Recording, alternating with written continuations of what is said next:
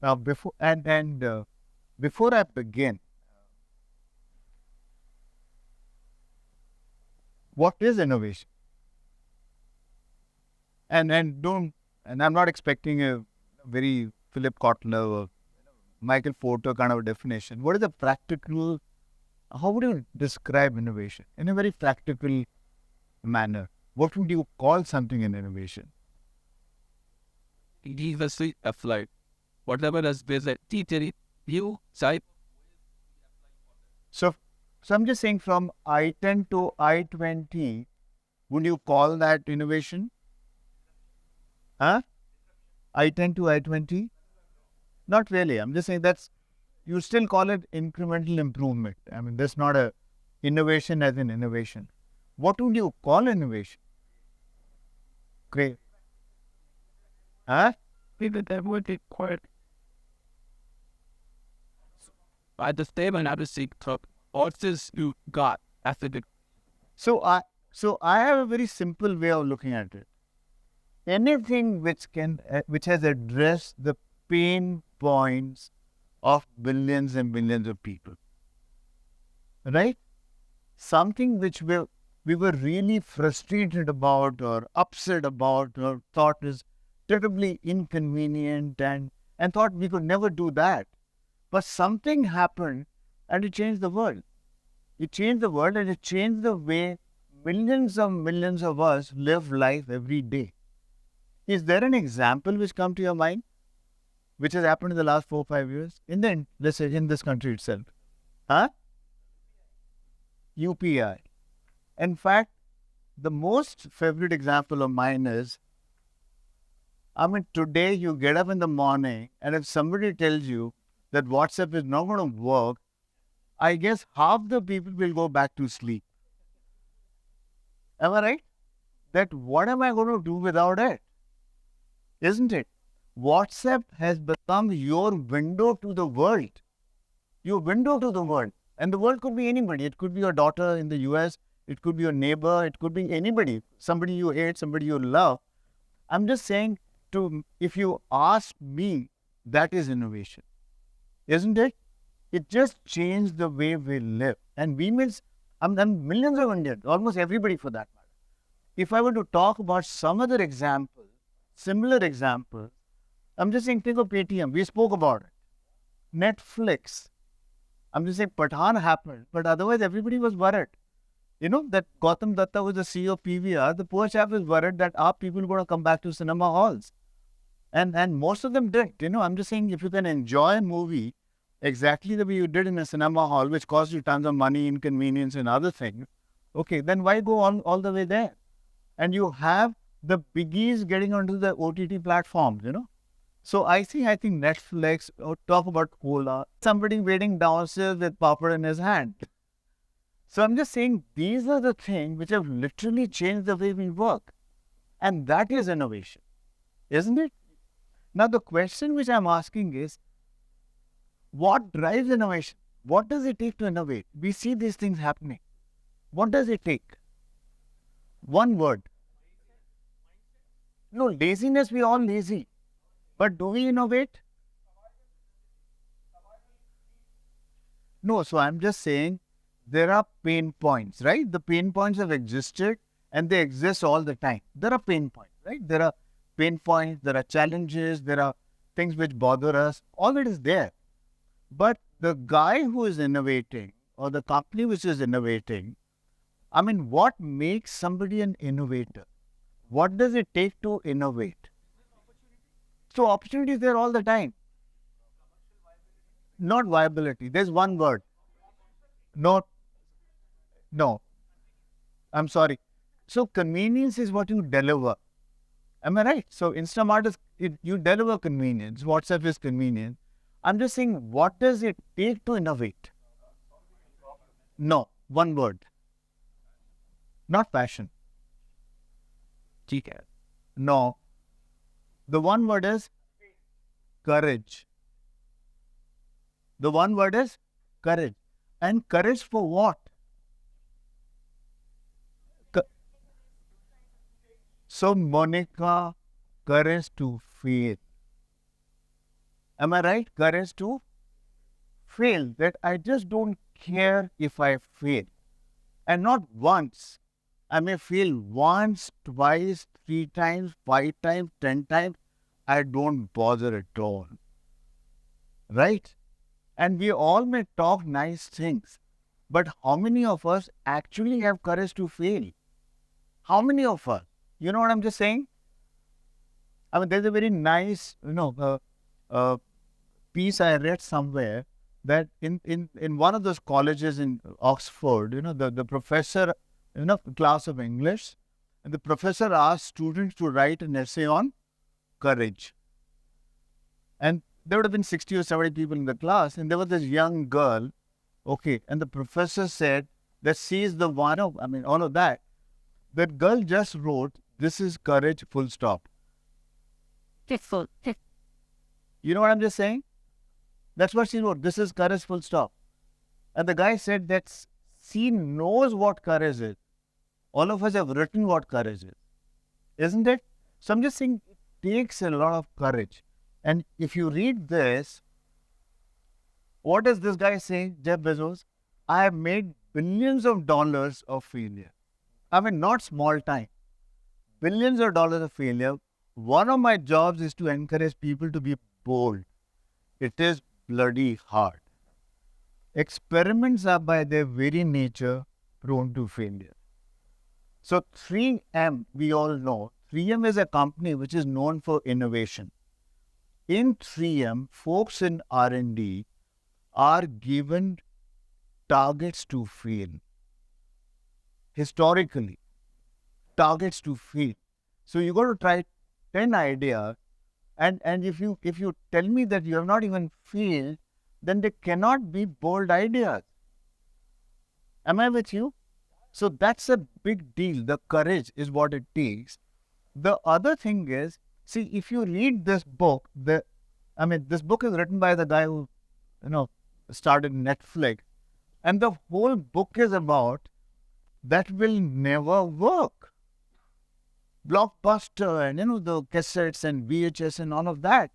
And there are thousands of people who told him that you must be a joker. It is just not going to work. Am I right? And you have people like Jeff Bezos who says if you have an idea and hundreds of your friends and colleagues and well-wishers, if they don't tell you that you're gone nuts, then it can't be a good idea. Right? If they say, yeah, it sounds reasonable, it sounds doable, it can't be a big idea. Am I with you? It's a big idea only if you have thousands of people telling you, how can it happen? Isn't it? You talk about 10 minutes, somebody will deliver, you talk about Netflix, you talk about this, you talk about that. So I think for an idea to be a real big idea, you need the courage to fail. And you also need the courage to, like there are people who, even Shark Tank and all, there are people who come and say, I want to change the world. And they genuinely believe in that. They want to change the world. So I think this whole thing about how big the idea is, the scale which you are talking about, not 3,000 people, not 30,000 people, all of that. Now, do we have pain points in healthcare? Do we have? Okay, one pain point. Waiting time. Okay. That's it. So, anything else? Being handled by amateur professionals. Being handled by amateur professionals. Yeah. Anything which is big picture like in healthcare? Price. Yeah, price is one. So, that sounds. Yeah, okay, I get you.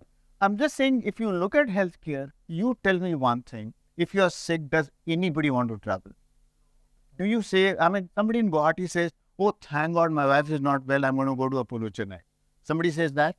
That there's nothing like traveling 2,000 kilometers, Maza aata hai. Does anybody say that? Nobody wants to travel. If you do fall sick, nobody wants to stay sick. Right? The first question somebody will ask a doctor is, how soon will I get back to normal? Isn't it? Nobody wants to fall sick. Yes or no? And obviously they don't like it, but the fact is nobody wants to pay. Am I right? The richest of the rich guy will get down from the fancy car, and even if the bill is $18,000, he would still reach out to the E or the chairman and say, "Kya discount?" Am I right? So nobody wants to pay when it comes to healthcare. Right. But I don't know why should hospitals charge for car park. No, chutney doesn't, but hospitals do. So that's a different story. Okay, no one wants to get old. No one wants to feel helpless. Are you with me? I'm just saying the irony is you order for some food and Swiggy or somebody will tell you all the time, the restaurant received the order, the guy has been assigned, he's on the scooter, he's here. But if your mother were to go through a surgery, the doctor will tell you they will take her for surgery at 9:30 in the morning. All you see is leaving her or her being taken out of the room. After that, 3 o'clock, 2 o'clock, 4 o'clock, you don't even know whether the surgery has started. Am I right or wrong? Forget it's got over or not. You don't even know whether it has started. So compare now that your pizza or your dosa or whatever, you can track it every second. Your mother going through a surgery, you have no idea. So that's the reality. I'm not saying, but I'm just saying if you walk out of this hotel, ask 1,000 people that do you have an option, how many of them will say yes? Are you with me? So if you're talking about WhatsApp, then you're talking about millions and millions of people. So the point I'm making is that there are enough pain points in healthcare. EMR is not a pain point, for God's sake, right? You have millions of smart guys who will come with EMR solution, right? Fancy EMR solution. I always tell them, find a person who says, I can't sleep last night. I couldn't sleep because I don't have any EMR, right? So I'm just saying you need to address the right pain point. And there are enough pain points in healthcare. We spoke about that. So the question is there a WhatsApp in healthcare we see, or Netflix or Swiggy? Is there something we see? Can you think of something where you say, oh, it's changed the world? No. I'm just saying that you walk out and you ask people that, what is it which has happened in healthcare in the last 5 years? And then you say, oh, God, it's changed the world. Is there anything? Teleconsultation is late. So teleconsult is one example in a way, and I'll come to that. But so I would say the situation is, I would still use the word bleak. We don't have the Swiggy's, the Netflix in healthcare today. We don't. The only couple of examples, at least in the Indian context, which are like at least some degree of hope for that matter. You have the likes of, Healthify Me, and they talk about, keeping millions of people healthy. They talk about, I'm just saying diet and physical activities. You talk about the Betos of the world, which talk about, diabetes control, and they talk a large scale. At least they are aiming for a large scale. You have company like Tricog, which talks about, ECG, remote diagnosis, AI and all of that. So you do have a few things happening, but I still think it is pretty small, nowhere near what is possible. You agree? Now, so I'm just saying, like we said, what drives innovation, particularly if you talk about healthcare, what prevents innovation? Particularly if you're talking healthcare. Am I right? I mean, like we see, that is not happening. Honestly, it's not happening. What is it which is preventing it? Obviously, the first is lack of courage. The first is lack of courage. That you need. I mean, I'm just saying, tomorrow you go to your chairman with an idea and he says, "Arey boss, one is it has to be a ridiculous idea, otherwise it can't be an innovation." So first, to बोलने में ही courage लगेगा. Are you with me? I mean, no, somebody says, "Subodh, how can you be so ridiculous?" And Subodh will say, "Yeah, that's right, actually." So I'm just saying, one is to think of an idea which is ridiculous in the first place, and then the courage to fail, right? So I'm just saying, obviously we don't have it. Let's put it that way. It's obvious. Otherwise, if we had the courage to conceptualize, the courage to fail, the world would have been a little different. But what else other than that? Huh? That's fine. Not what the best more before we not do that to my button already. So you said it.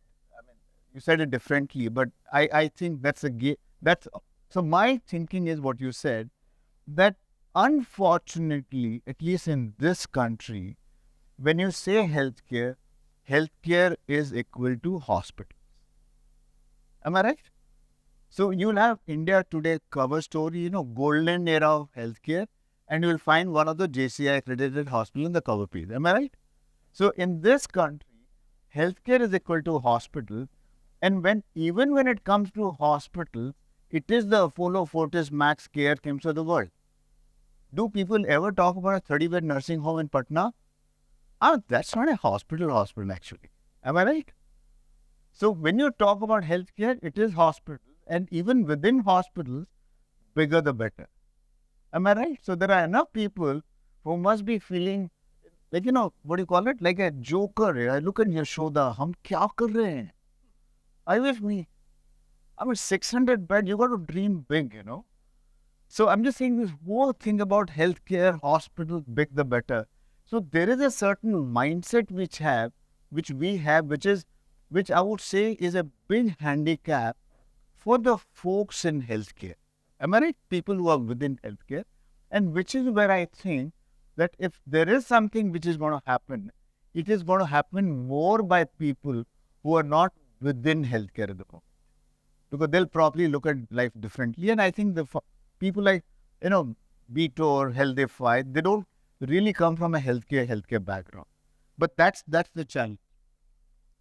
The other big challenge is resistance to change, right?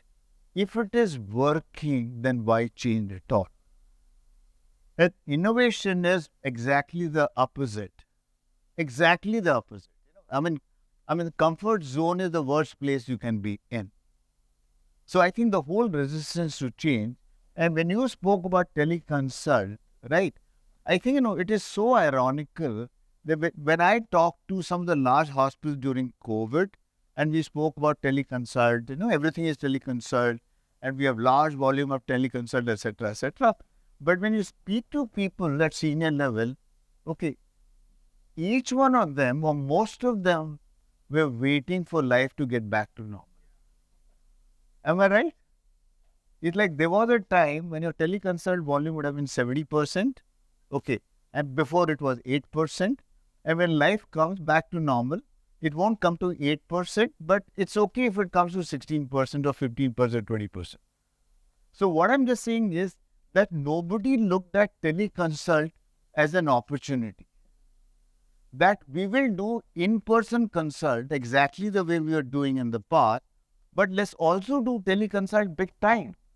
Big time. But I think this whole thing about teleconsult was an aberration. We are doing it because there is no option. But when lives come back to normal, okay, it will be normal. So which is what I call resistance to change. Now, like I said, are there opportunities to innovate in healthcare? We spoke about the pain points. Every pain point is an opportunity.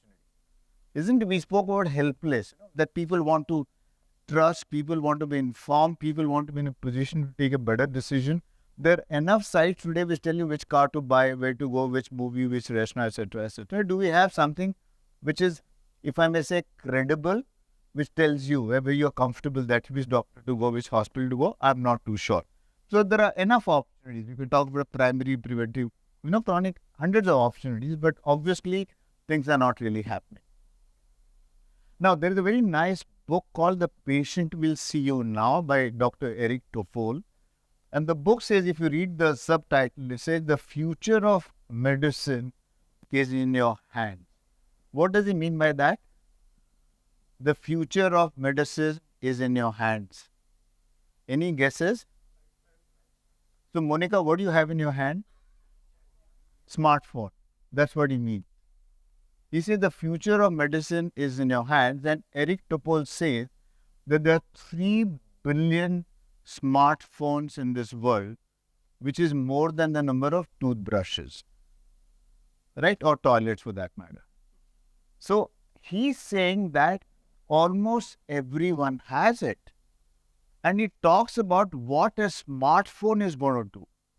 Is smartphone in times to come Is it going to be a diagnostic device? We see some bit of that. So he talks about iPhone for that matter, which has some capabilities to, let's say, record your ECG in some fashion.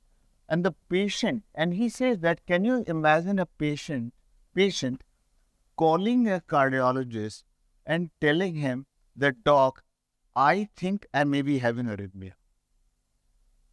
Imagine a patient approaching a doctor with his own provisional diagnosis. Can you imagine that? So he talks about diagnosis, he talks about building community, he talks about storing records, whole lot of other things. So, so I'm just saying this is a phenomenal book. Now, he also talks about two things which I really like. He quotes an article which says, the era of paternalistic medicine, where the doctor knew best and the patient felt lucky to have him, has ended. So it hasn't really ended as in ended, but I'm sure this whole thing about, we talk about power equilibrium, information asymmetry. Okay, I think if you're talking about true innovation in healthcare, I think a lot of it is going to be about changing the power balance. Giving some power, some authority, some control back to the patient. So I think he speaks about that. The other things is Deborah said, the CEO of Philips Healthcare, the hospital of the future will not be a hospital at all. Am I right? It's a very bold statement, but do we see it happening? I'm just saying, if somebody told us 10 years back, the cinema hall of the future is not going to be a cinema hall at all, we said, you must be joking. But was no hospitality. Yeah, and there are 100 other things which are happening. I mean, people talk a lot about home healthcare, 100 other things, but I think that's a big picture level. So I'm just saying, if you ask me that who is going to be the innovator in healthcare, I have my own view that the two largest players in healthcare in the next 5 or 10 years are not the ones we know. And Apple may be one of them or may not be one of them. And we all know what Apple is doing, in terms of healthcare, etc. But if I have to put my bet, then I'm going to put my bet on Google. That I personally believe the next 5 or 10 years, Google is going to be one of the biggest players in healthcare. Is there anything they don't know about you? Right? Is there anything? Including, I'm just saying, what you have searched on healthcare in the last 5 years. Am I right? Are you with me? So I'm just saying, from which location, at what point of time, which time of the day, what is your background, your male, female, probably what is another thing. They know everything which is there to be known about you. So, and Google, do they have the courage? They have the courage, they have the resources, they have everything. So I think Google, in my mind, is going to be one of the huge players in healthcare. And in fact, I'm just saying, you had Sundar Pichai who spoke about that AI, and Google is experimenting that how eye scan can help with with AI detect cancer at a very early stage, etc., etc. So could Google change the world in healthcare? My belief is yes, they would. The other company which comes to my mind is obviously Amazon. Again, the same thing. Okay, people who understand everything which is there to be understood about all of us, buying behavior, etc., and can make big bets. And in fact, we may not know, but the thing about these kind of companies is they can dream big, right? I mean, if they're talking about India, they're talking about every Indian. The guys in Saharanpur, Bombay, poor, rich, doesn't matter. They can dream big. They understand technology. They're not afraid to fail at all. Okay, they understand consumer psyche. Is that right? I mean, they understand you, that what are you going to buy, what makes you buy male, female, urban, rural, poor, rich, all of that. And they have the resilience. So they might fail once, twice, thrice, doesn't matter at all, but we will make it happen. And in fact, they just bought this company called One Medical, okay, which they bought it about $4 billion. And One Medical is is offering primary care and, chronic care and preventive care and stuff that kind. So I think that's the beginning.